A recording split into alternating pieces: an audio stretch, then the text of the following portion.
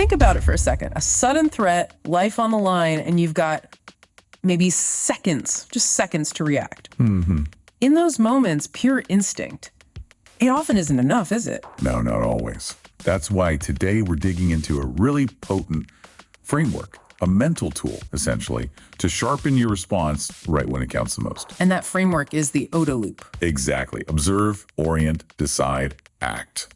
It was developed by Colonel John Boyd, a military strategist, but this isn't just some abstract military theory. Right. It's a very practical cycle. And our work exploring this with Valor Tech shows it gives a real edge, in civilian self-defense situations, which are always unpredictable. Yeah, I mean, you hear OODA Loop, maybe you picture fighter pilots pulling high G maneuvers, and that's where it started. That's right.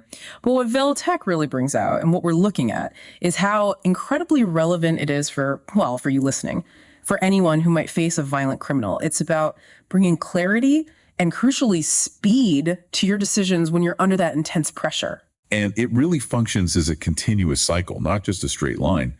You start by taking in information that's the observe part, looking around, see what's happening. Okay. Then you orient. You make sense of that information, based on your experience, your training, the context. What does it actually mean? Got it. Observe, then make sense of it. That leads to decide, choosing what to do, selecting a course of action. Right. And finally, act. Yeah. You execute that decision.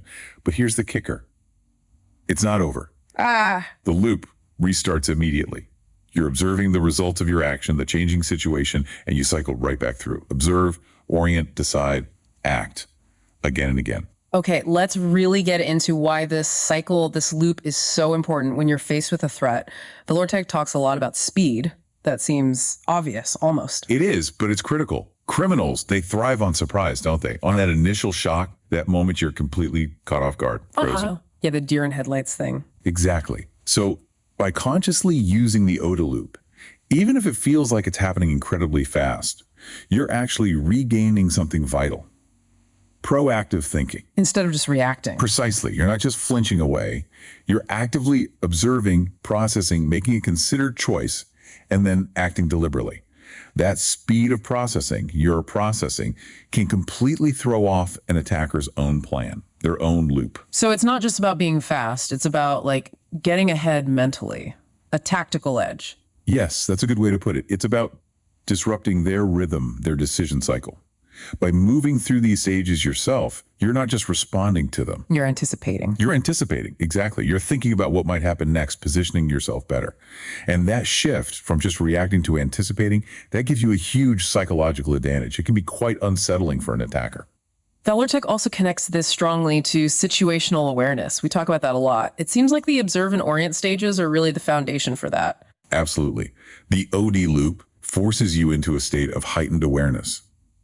Actively observing, looking for things that are out of place, potential threats, escape routes. You're feeding all that data into the orient stage. So you can spot danger earlier? Hopefully, yes. Before it escalates, our brains, they're wired to see patterns. But in a threat situation, you need to be looking for the opposite, the anomalies, what doesn't fit the picture, what feels wrong. Spotting those little red flags before they become a full-blown crisis. Okay. And then there's adaptability. Because no two situations are ever the same. Never. And that's why the looping, iterative nature is so vital. Things change fast in violent encounters. So as it unfolds, you keep observing, you reorient based on the new information. Maybe they move, maybe someone else appears. Yeah. You adjust your decision and you act again. That flexibility is absolutely key because these things are rarely static. Okay, let's break down each stage with some concrete examples, drawing from what Valor Tech suggests. Let's start with observe. What are the key things you're actually doing? Observing here means being alert, actively scanning, not just letting your eyes glaze over. You're looking for unusual behavior, aggressive body language, maybe visible weapons. Specifics. Valor Tech gives the example of walking to your car at night, noticing someone just lingering, watching you. That's the trigger. That's your observe moment kicking in. Yeah, that gut feeling, but then actually looking to see what's causing it. Okay, so you observe that. Now, orient. How do you make sense of the guy lingering by your car? Orientation is that rapid processing. Okay, where is he positioned? Does he look aggressive? What's his likely intent? Can he easily reach me? At the same time, you're assessing your situation. Your options. Your options. Where are the exits? Is there cover? Could that heavy bag be an improvised weapon? In that parking lot scenario, you're not just seeing the person, you're orienting to the danger of their position in a poorly lit area. You're mentally prepping for different possibilities, evade, confront, call for help. It's a super fast risk assessment. A quick mental calculation of risk versus resources. Got it. That leads to decide, making the call under pressure. Right. Based on your observation and orientation, you weigh your options. De-escalate, maybe not if they look predatory. Escape, that looks promising. Prepare to defend yourself, maybe as a last resort. And the decision needs to fit the threat level. Absolutely. And your capabilities and the law. Yeah. In the parking lot example, deciding to change your path, head towards a well-lit area, maybe get your phone ready. That's a proactive decision to improve your safety based on orienting to the potential threat. Okay. And the final piece, act. Putting that decision into motion. Action has to be decisive. No hesitation. If you decided to move, move purposefully. If you decided to yell, yell loud. But it doesn't stop there, you see. Yeah, critical point. The loop continues as you act. Yeah. While you're moving to that well-lit area, you're still observing him. Did he follow? How did he react? That feeds right back into orient. Decide, act again. Maybe now you decide to shout or pull out pepper spray. If he closes the distance, you're ready to adjust. Okay, Valortech uses some really good real-world scenarios to illustrate this. Let's take a home invasion. That's terrifying. How does OODA apply? Okay, home invasion. Observe. You hear a crash downstairs late at night, or maybe your security camera alert goes off. You listen intently. Yeah. Orient. Yeah. You immediately recognize this isn't normal. Potential break-in, high threat. Where are the kids? What are my escape routes? Where's the phone? Is there a safe room? Do I have a weapon available? And am I trained? That rapid mental checklist? Exactly. Decide, okay, decision time. Call 911 immediately. Retreat to the safe room or defensible position. Warn family members. Arm yourself, if that's part of your plan, and legally permissible. Right. Act. You execute. Make the call quietly. Move to the secure location. Lock the door. Stay on the line with dispatch, providing information. You're acting on your decision, but still listening, observing. Makes sense. What about something maybe more common, like being aggressively confronted in public, say a parking lot again, but they're right up in your face? Okay, aggressive confrontation.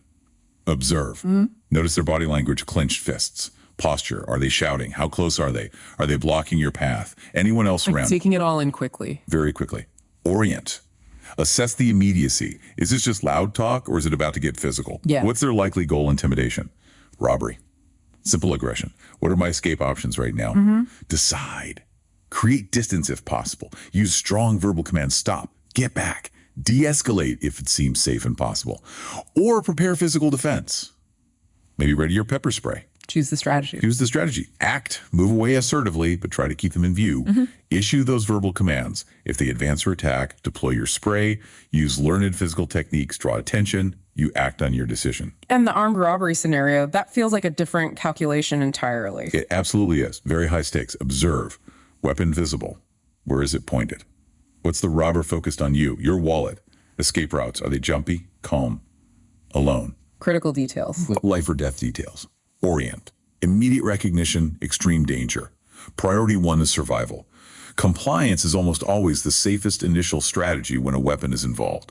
Resistance drastically increases risk. So Orient says don't fight back initially? Generally, yes. That's the orientation to the overwhelming threat. Decide, cooperate, hand over the wallet, the phone, whatever they demand. While complying, look for a safe moment to potentially escape or notice details for later identification. But survival first. Okay. Act. Comply calmly. Move slowly. No sudden movements. Speak only if necessary. Hand over the items as soon as it's safe. Retreat. Get away. Find help. Report it. The action is compliance and escape when possible. Understanding this loop is one thing, but how do you actually train yourself to use it effectively under that kind of, terrifying stress? That's the million-dollar question, isn't it? Valortech really stresses practice. It's not just theoretical. First, situational awareness drills. Make it a habit. Like actively noticing exits in a restaurant. Exactly. Or noticing people's behavior in a crowd. Who seems out of place? Who's paying too much attention? Make it a conscious exercise. Then scenario-based training. Role playing. Yeah, realistic role playing. Simulating a mugging, a confrontation. It helps build those mental pathways so you've kind of been there before, mentally at least. Makes sense. Physical self-defense training is also important. Knowing how to act if you decide defense is necessary. Learning techniques, practicing with tools like pepper spray. Right. And maybe the most crucial, stress inoculation. Training under controlled stress. Maybe you're tired. Maybe it's low light. Maybe there's loud noise. It helps you learn to think clearly and perform skills even when that adrenaline dump hits. So building resilience to the pressure itself. Building resilience, exactly. Those sound like solid training methods, but are there any immediate tips, things listeners can start doing today to apply these OODA principles? Definitely. First, practice staying calm. It sounds simple, but deep breathing exercises can genuinely help manage that initial panic response when startled. Control your breathing, control your mind to some extent. Okay, breathe. What else? Leverage tools. If it's legal and you're comfortable, carry a personal safety tool. A good flashlight is useful day or night. Pepper spray. Having options enhances your ACT stage. Be prepared. Be prepared. Also, know your rights. Understand local self-defense laws. What level of force is justified in what situation? Acting decisively is good. Acting illegally is not. Crucial distinction. Very. And finally, de-escalate whenever possible. If the situation feels tense but hasn't gone physical, try to talk it down. Calm voice, non-threatening posture. Avoid escalating it yourself if you can help it.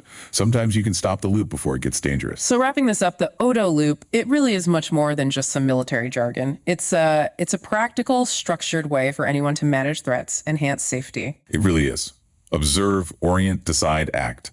By consciously working through that cycle, you gain a significant advantage when seconds matter. It builds confidence too. Knowing you have a way to process, not just panic. Exactly. The real strength is its adaptability.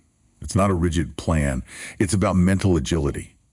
Continuously assessing, adjusting, responding to how things are actually unfolding.